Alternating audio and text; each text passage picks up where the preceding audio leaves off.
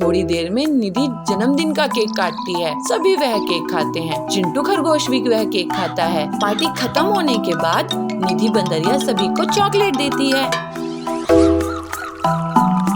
निधि बंदरिया का जन्मदिन आने वाला है और निधि बंदरिया के पापा रॉकी भालू काम से आ गए हैं। निधि की माँ शारदा लोमड़ी रसोई में खाना बना रही है। आज निधि बहुत ज्यादा खुश है। उसकी खुशी का कोई ठिकाना नहीं है। बेटी निधि, कल तुम्हारा जन्मदिन है, तो बताओ बेटा तुम क्या खाना चाहती हो? तुम्हारे जन्मदिन पर मैं सारा तुम्हारा मनपसंद का खाना बनाना चाहती हूँ। मम्मी, आपका जो भी मन हो आप अपनी मर्जी से बना लो, मैं तो कुछ भी खा लूंगी। मम्मी, आपने मेरे जन्मदिन के लिए इतनी बड़ी पार्टी प्लान की, मेरे लिए यही काफी है। मम्मी, बस आप मुझे आपसे कुछ नहीं चाहिए। देखा न शारदा, हमारी बच्ची अब बड़ी हो गई है, हमारी कितनी फिक्र करती है। अच्छा निधि बेटा, बताओ तुम्हें अपने इस जन्मदिन पर क्या गिफ्ट चाहिए? हम तुम्हें वही ला कर देंगे। पापा मम्मी, आप मुझे खुशी खुशी जो भी देंगे मुझे वो बहुत अच्छा लगेगा। आप मेरे गिफ्ट के लिए इतना परेशान मत होइए। मैं तो बस चाहती हूँ कि आप मेरे जन्मदिन पर आकर बहुत मस्ती करें। और हाँ पापा, मैं चाहती हूँ कि हमारे घर में जो मोना आंटी काम करती हैं, कल वह भी मेरे जन्मदिन पर शामिल हो और वह भी मेरे जन्मदिन पर बहुत मजे करे। ठीक है निधि, जैसा तुम चाहती हो वैसा ही होगा। मैं अभी तुम्हारी मम्मी से कहता हूँ,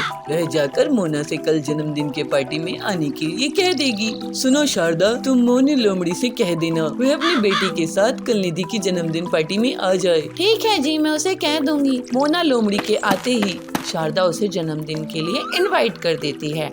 मोना लोमड़ी खुशी खुशी अपने घर जाकर अपने बेटे चिंटू खरगोश से कहती है, अरे चिंटू बेटा, कल निधि का जन्मदिन है और कल तुम्हें मेरे साथ जाना है। उन्होंने अपनी पार्टी में हमें बुलाया है। अगले दिन चिंटू निधि की पार्टी में जाता है। थोड़ी देर में निधि जन्मदिन का केक काटती है। सभी वह केक खाते हैं। चिंटू खरगोश भी वह केक खाता है। यह केक तो बहुत टेस्टी है, पूरा चॉकलेट से बना है। ऐसा केक तो मैंने पहले कभी नहीं खाया। पार्टी खत्म होने के बाद निधि बंदरिया सभी को चॉकलेट देती है। मेरा तो पेट केक से ही भर गया है। अब ये चॉकलेट मैं कल खाऊंगा, इसे यहीं रख देता हूँ। ऐसा कहकर वह उसे कहीं पर रख देता है। अगले दिन स्कूल से लौटकर उसे याद आता है कि वह चॉकलेट उसने अभी तक खाई नहीं, तो वह उसे उठाकर खाने लगता है। वह बहुत ज्यादा अच्छी लगती है। अरे वाह, ये चॉकलेट तो केक से भी ज्यादा अच्छी है। क्यों ना इसे मैं धीरे धीरे करके खाऊं?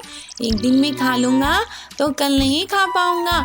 हाँ, मैं आधी कल खाऊंगा और आधी उसके अगले दिन वह स्कूल से लौटते हुए देखता है कि एक आम के पेड़ पर बहुत सारे आम लगे हुए थे, तो वह भी मन ही मन सोचने लगता है, क्यों ना मैं भी इस आम की पेड़ की तरह अपनी एक चॉकलेट का पेड़ लगाऊं। मैं अभी बाकी बची हुई चॉकलेट अपने घर के आंगन में बो देता हूँ और उसे पानी दे दूंगा। कुछ ही दिन में पेड़ आ जाएगा और भी बहुत सारी चॉकलेट खाऊंगा और रोज खाऊंगा। वह तुरंत अपने घर जाता है और बची हुई चॉकलेट उठाकर जमीन में गड्ढा खोदकर उसे बो देता है और उस पर मिट्टी डालकर उस पर पानी भी डाल देता है और जोर जोर से हंसने लगता है। तभी वहाँ उसकी माँ मोना लोमड़ी आ जाती है और उससे कहती है, क्या हुआ चिंटू, तुम बहुत खुश लग रही हो, क्या बात है? हाँ मम्मी, मैंने ना यहाँ पर अपनी चॉकलेट डाली है। कुछ ही दिन में ना यहाँ एक बड़ा सा पेड़ उग जाएगा, फिर मैं रोज चॉकलेट खाऊंगा और मम्मी मैं तुमको भी चॉकलेट खिलाऊंगा। अरे मेरे मासूम से बच्चे, ऐसे चॉकलेट का पेड़ थोड़ी उगता है। तुमने लालच में आकर अपनी चॉकलेट भी खराब कर ली। चिंटू को अपनी गलती का एहसास होता है कि वह चॉकलेट के लालच में आकर गलती कर दिया है। पापा, इस बॉक्स पर भी ऐसा ही ताला लगा है। बेटा, अब मैं तुम्हें बताता हूँ कि इसके अंदर क्या है बच्चों। इसके अंदर मेरे बचपन का खजाना है। क्या कहा पापा, इसके अंदर आपका खजाना है? क्या सच में? अगर ऐसी बात है तो फिर ठीक है। एक दिन मोना शेरनी, जो कि चिंटू और निमकी की मम्मी है, वह काम कर रही थी, तो चिंटू वहाँ जाता है। मम्मी मम्मी, वो जो ऊपर जो कमरा है उसमें क्या रखा हुआ है? जब देखो वह कमरा बंद ही रहता है। चलो ना उसे खोल कर देखते हैं आखिर क्या है उस कमरे में? नहीं चिंटू, जाकर अपनी पढ़ाई करो। चलो, ऐसे काम में तुम्हारा बहुत दिमाग चलता है। मैंने मना किया ना तुम्हें, जिस काम के लिए मना किया जाए वह मत किया करो, लेकिन तुम फिर भी नहीं समझते हो। चलो अब जाओ यहाँ से, मुझे काम करने दो। चलो।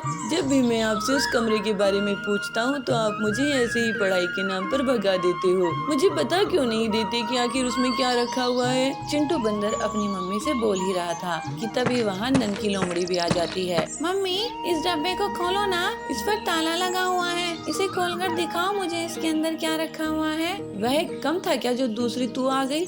मैंने तुमसे कितनी बार मना किया है कि ये सब पापा का सामान है, इसे हाथ मत लगाया करो। ये सब पापा के जरूरी हो सकता है, इसलिए अब तुम इन्हें रखो और जाओ अपनी पढ़ाई पर ध्यान दो। मम्मा प्लीज मुझे बताओ ना, इसके अंदर क्या रखा हुआ है। इसे खोलकर तो देखो ना, इसके बाद हम इसको हाथ नहीं लगाएंगे। बोला ना बच्चों, नहीं का मतलब नहीं। चलो जाओ, अब मुझे काम करना है और फिर बाजार भी जाना है। तुम खुद अपने पापा से ही पूछ लेना। चलो अब मुझे काम करने दो। थोड़ी देर में मम्मी बाजार के लिए चली जाती है और चिंटू बंदर और ननकी लोमड़ी मौका पाते ही उस डब्बे को फिर से खोलने में लग जाते हैं, मगर ताला लगा होने की वजह से वह उनसे खुलने वाला नहीं था। वह मायूस होकर अपने पापा रॉकी भालू के पास जाते हैं। पापा, आपने इसके अंदर ऐसा क्या रखा हुआ है जो मम्मी इसे हमें कभी नहीं छूने देती? आप इसे खोलिए ना। अच्छा, तो तुम इसे क्यों खुलवाना चाहते हो? पापा इसे खोल दीजिए ना, हमें बस देखना है इसमें क्या रखा है। अच्छा ठीक है, मैं इसे खोल दूंगा, मगर मेरे पास एक और ऐसा ही बॉक्स है, वो भी मैं अभी लेकर आता हूँ, रुको। रॉकी भालू अंदर अपने कमरे में से एक और बॉक्स लेकर आता है जिस पर भी ऐसा ही ताला लगा हुआ था। पापा, इस बॉक्स पर भी ऐसा ही ताला लगा है। बेटा, अब मैं तुम्हें बताता हूँ कि इसके अंदर क्या है बच्चों। इसके अंदर मेरे बचपन का खजाना है जो मैं तुम्हें दे दूंगा, मगर मेरी एक शर्त है, तुम्हें इन दोनों बॉक्स में से अपना एक एक बॉक्स पहले ही चूज करना पड़ेगा। तो तुम अपने लिए एक एक बॉक्स चूज कर लो। क्या कहा पापा, इसके अंदर आपका खजाना है क्या? सच में? अगर ऐसी बात है तो फिर ठीक है, मैं तो ये वाला बॉक्स लूंगी। तो ठीक है पापा जी, ये वाला बॉक्स मैं लूंगा। ठीक है बच्चों, अब इसमें से जो भी निकलेगा वो तुम्हें रखना होगा। चलो बच्चों हटो, मुझे ताला खोलने दो। रॉकी सबसे पहले चिंटू वाला बॉक्स खोलता है तो उसके अंदर बहुत सारी किताबें होती हैं, जिसे देखकर चिंटू बहुत उदास हो जाता है। फिर रॉकी ननकी वाला बॉक्स खोलता है तो उसके अंदर उसे बहुत सारे खिलौने मिलते हैं, जिसे देख चिंटू और उदास हो जाता है। तब ननकी अपने भाई को देखकर उससे कहती है, भाई क्या हुआ, आप उदास क्यों हो रहे हो? आप तो मेरे भाई हो और जो मेरा है वो आपका भी तो है ना, और जो आपका है वो मेरा है, तो ये खिलौने भी तो आपके हुए ना। चिंटू ये सुनकर बहुत खुश होता है। भैया, अब साथ में इन किताबों को हम पढ़ेंगे और इन खिलौने से भी खेलेंगे। हाँ ननकी, हम पापा के खजाने से बहुत मस्ती करेंगे। तुम तो सच में बहुत समझदार हो मेरे बच्चों। मैं यही तो देखना चाहता था कि तुम दोनों अपने अपने खजाने के साथ क्या करोगे, मगर तुमने उन्हें साथ में खेलने के बारे में सोचा। मुझे बहुत अच्छा लगा। अब तुम मेरे खजाने का फायदा उठाओ और जाओ अपने दोस्तों के साथ खेलो और मस्ती करो। दोनों खिलौने लेकर अपने दोस्तों के साथ मस्ती करने के लिए बाहर चले जाते हैं। सुंदर जंगल में शेरा का बहुत आतंक था। सभी जानवर उसके गुस्से से बहुत डरते थे। उसी जंगल में एक समझदार खरगोश रिंकू रहता था। रिंकू हमेशा अपनी चालाकी से बड़े बड़े जानवरों से अपनी जान बचा लेता था, लेकिन वो हमेशा दूसरे छोटे जानवरों की मदद करता था। इस वजह से सभी जानवर उसको बहुत पसंद करते थे। एक दिन रिंकू जंगल में टहल रहा था, तभी उसे छोटू और उसकी पत्नी दिखाई दिए। छोटू भैया, छोटी भाभी, कहाँ घूम रहे हो? कुछ नहीं रिंकू, हम तो ताजी घास और फलों की तलाश में आए हैं। यहाँ की घास तो बहुत हरी भरी है, हम तो सोच रहे थे कि यहीं पास बस जाए। आप लोग क्या शेरा के बारे में नहीं सुने हो? ये उसी का इलाका है। अगर उसने आप दोनों को देख लिया तो आपकी खैर नहीं। शेरा तो बहुत ही क्रूर है। तभी वहाँ शेरा का दहाड़ने की आवाज आती है और सब डर जाते हैं। सुनिए जी, ये तो शेरा की दहाड़ है, अब क्या होगा? आप दोनों उस पेड़ के पीछे से भाग जाओ। और फिर दोनों पति पत्नी एक पेड़ के पीछे से भाग जाते हैं। रिंकू खरगोश, यहाँ पर 2 जानवर आए थे, मैं उनका शिकार करने आया हूँ। क्या तुमने उन्हें देखा है? जी शेरा जी, मैंने उन्हें उस रास्ते से जाते हुए देखा। रिंकू शेरा को दूसरी तरफ इशारा करके भेज देता है। छोटू और छोटी रिंकू के पास आते हैं। तुम्हारा शुक्रिया रिंकू भैया। अब आप दोनों यहाँ पर घास खाकर जल्दी से चले जाओ। इसके बाद दोनों पति पत्नी घास खाकर वहाँ से चले जाते हैं। दूसरे दिन वही दोनों उस घास के मैदान के पास एक तालाब में रिंकू को मिल जाते हैं। छोटू भैया, छोटी भाभी, आप दोनों के जाने के बाद शेरा फिर से आया था और मुझे धमका कर गया है कि अगर अगली बार उसको उसके शिकार का सही पता नहीं मिला तो वो मुझे ही खा जाएगा।